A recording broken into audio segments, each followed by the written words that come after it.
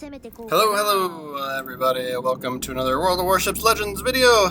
Our shenanigans tonight. I am your host, Phoenix61. Make sure you're following the channel, and that is all the BS you're going to get for now, right? So we are in the Takahashi. I'm sure I'm saying that ship name wrong, right? But we finally made it to the tier 8 for this newish Japanese cruiser line, right? So I am quite enjoying it. I do confess, I always tout that I like to hoard my global XP for ship buying, but I did spend some global XP once I unlocked the ship to get past the first couple of upgrades, right? My struggle now is silver. I think the last, the hull upgrade, I think I need like 5 million silver or whatever to buy that last one. So in theory, we should be able to get a little bit more health than what we're showing, for the ship loadout for the time being. But yeah, other than that, I'm quite enjoying playing with this tech tree. It does kind of sort of suit my play style, and I think I'm just having too much fun with these really long-range torpedoes, right? So Bismarck gets spotted. I was kind of hoping that we would see some cruisers and or a destroyer sneak around, sort of the opposite corner. Basically exactly like what we're doing right here. And so that's why we sent those original torpedoes off to this side, and then we sent some through the B hole as well. We took our cheap shot at the Bismarck, get a little bit of damage out of him there. And then what I'm going to try and do, since no one's challenging the A cap here, is we're going to sneak into the zone. We'll just use the island here to stop us, right? So, hitting reverse is that's old news, right? Run into a land when you need to stop, right? So, but our concealment is pretty decent with this, right? So I do have a little bit of, I think I picked at least one of the concealment perks with the commander build, right? So 10 kilometers, and the Bismarck is out there at 11, and we don't seem to see any destroyers or anything over here, right? So I think there is one of the cruisers is a Shimanto, so that torpedo may have been from that Shimanto, that Japanese cruiser, right? So, I tripped sonar just in case, right? If we've got any more torps headed this way, right? We'll be able to see a little earlier. And then with this Bismarck, so I fully, I fired these torpedoes here, fully suspecting him to turn in towards us, right? But he's actually, I should have just zoomed in on him with the guns, and I would have seen that he's obviously turning away, right? So, but yeah, I would, you would suspect Bismarck, German battleship. Typically, people kind of build those to be, brawlers and secondary builds, right? But I guess I don't know what he's thinking. But anyway, he decides to move away from the objective, right? So we get the zone cap easily there, and then we kind of we'll take a couple shots at him, but then my plan here is, since he's leaving, I'm gonna let him leave, I've always kind of said this: if you see ships leaving the area for, if they're not, enemy ships running away from objectives, let them go, right? Fight them when you have to, right? So we're gonna let him go, and then I'm gonna try and sneak around the corner, maybe see if we can get some torpedoes off towards these cruisers here. They are kind of tucked away behind the the opposite island, right?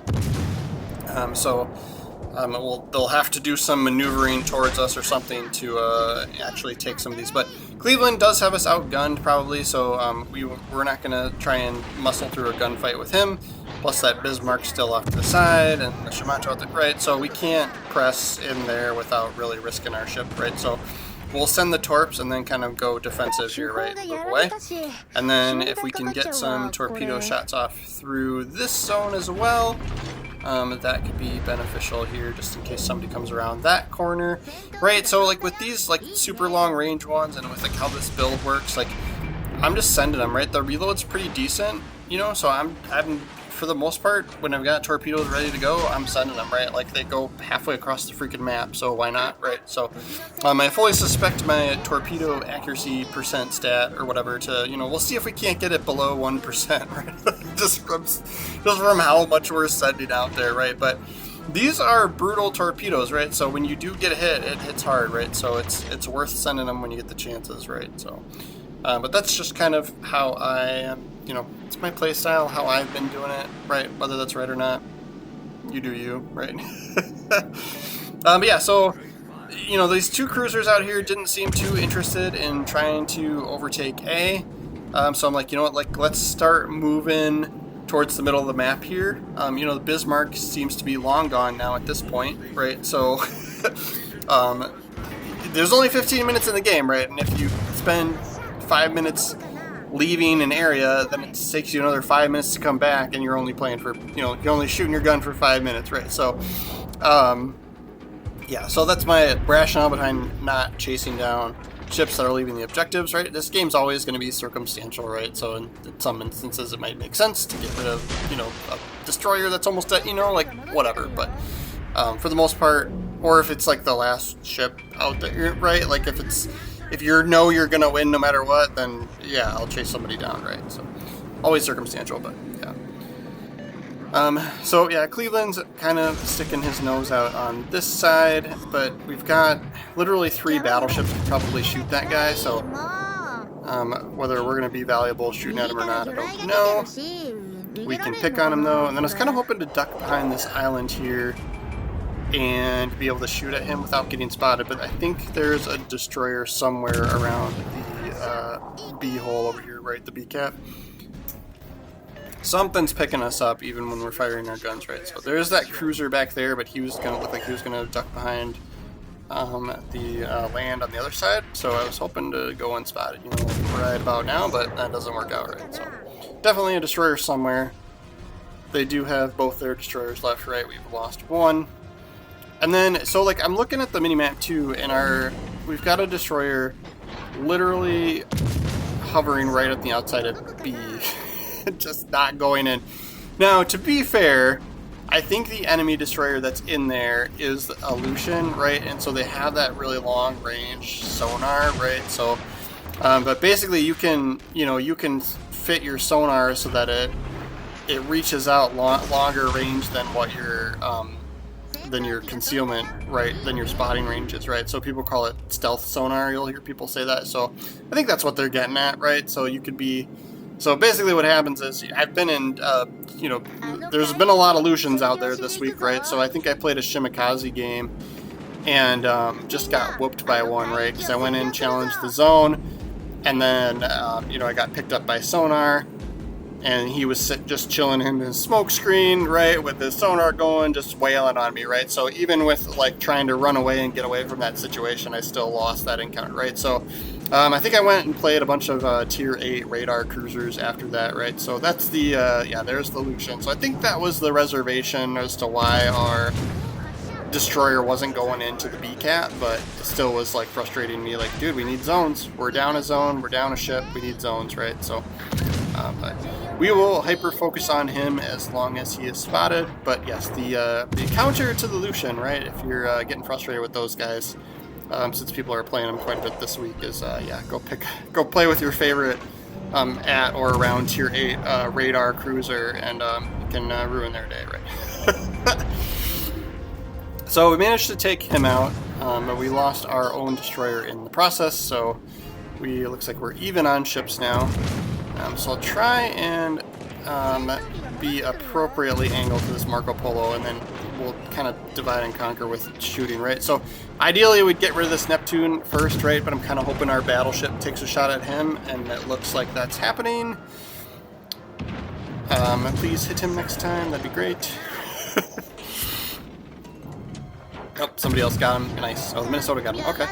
Fair point, fair point. Alright, so yeah, so now we just need to deal with the Marco Polo, right? So it looks like he's using his rolling smoke, so we're able to get some freebie shots here, right? So, yeah, the rolling smoke is great on the battleships, but at the same time, you still have that penalized range. Like, it's not perfect, right? You still have that penalized range for, like, when you fire your guns, so we're in that perfect sweet spot where if he fires his guns, it picks him up for 20 seconds, right? He'll be spotted for 20 seconds, and then we won't be, right, as long as that's going. So, so you see he fires his guns, he goes spotted, we're able to shoot, and we're not spotted. So his rolling smoke's still going. It is going to end soon, right? Those don't last very long, but that's kind of, we're taking advantage of that right now, right? So I do fully suspect that once we get spotted, he's going to divert his attention to us, right? We are a itty-bitty cruiser in comparison, and battleship bullets always hurt the most to cruisers, right? So we're going to try and give just a little bit of angle here to try and see if we can't bait him into aiming for our sidewall, right? Maybe we'll get lucky with a couple of ricochets against us, right? But regardless, we take, it could have been worse, but we take a pretty nasty hit there, right? So but yeah, so I feel like if you point directly at them, a lot of people that are smart know if they can overmatch or not, or they're going to aim right for superstructure. And of course, if you're too broadside, then they're definitely going to shove bullets right into your citadel, right, and you're just going to die instantly from that, right? So I try and balance right in between and see if we can't try and get them to shoot the side, and then hopefully get some ricochets. But regardless, any decent player should still get a decent chunk of health away from you, right? So we managed to finish him off, so plenty of health left after that encounter, right? So it was worth the sort of risky move of turning back towards him, right? So now we'll be able to help finish off this other Lucian and then go for the B zone capture, and we should easily be able to win this game at this point. And as you can see, yeah, they still have one cruiser that went all the way up to the north of the map. That's how, if you look at our mini map, that's how far away he is from objectives. He's not able to help support this destroyer, so there's destroyer screwed, right? So that's why I'm don't run away from objectives. There is, it's always circumstantial, right? So I do that, on occasion when I notice, especially if I'm in a Japanese cruiser, right, where kiting away is a really good strategy.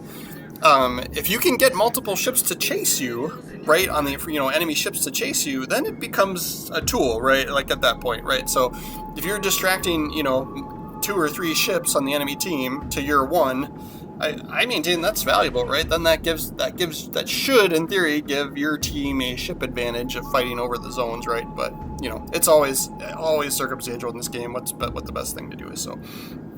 But yeah, so that enemy cruiser is now he's spending time probably driving back towards the objectives, right, towards us, towards enemy ships, and it's game over at this point, right? We're stopping their points that they were getting from B here by being in the zone. We're slightly ahead on points, so they're done for, right? So I think somebody finishes him off fairly quickly here if it's not us.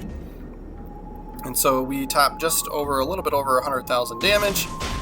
We do have our solo zone capture from where we capped A very sneakily, right? So I think we end up top of the leaderboard on this game. We'll take a quick peek here, and then we'll go through how I have the commander set up.